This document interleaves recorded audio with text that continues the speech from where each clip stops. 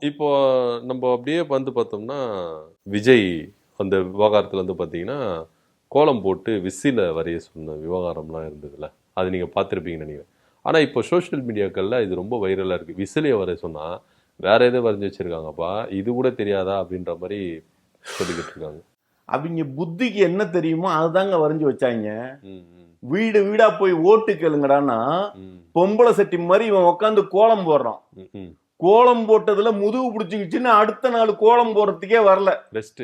ஆமா, இவனுங்க ரசிகர்கள்லாம் கோலம் போட்டு காட்டுங்கடான்னா, ம், எடிட்டர் இந்த இடத்துல அந்த ஷாட்டை போட்டுங்க. ம். ஆமா, ஆண்குறி தெரியுமா? ஆமா. அந்த ஆண்குறிய போட்டு வச்சிருக்கானுங்க. ம், ம்.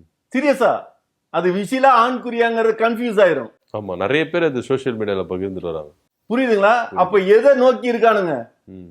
எல்லாம் அதை நோக்கி தான் இருக்கானுங்க. சரி, வீட்டுக்கு வீடு பொம்பளைங்களை கூப்பிட்டு கோலம் போட்டிருந்தா கூட அது விசிலா பார்த்திருக்கும். ரொம்ப அழகா போட்டிருப்பாங்க லேடிஸ்லாம். அதான் சொல்றேன். ம். இவனுங்க எல்லாம் ஆண்குறியா போட்டு வச்சிருக்கானுங்க அங்கங்க. ஐயோ, அதெல்லாம் கேட்டா ம். என்னத்தை சொல்றது? நாட்டு மக்களையும் கொய்யால, டேய் பைத்தியக்காரன் ஆகிட்டீங்களா, பைத்தியக்காரன் ஆகிட்டீங்களா, கம்மிட்டீங்களா டேய் அப்படின்னு என்ன பண்றது? ம். சீரியஸா சொல்றேன், புலம்பு விட்டாங்க போல இருக்கு. புலம்பு விட்டாங்களா? ம்.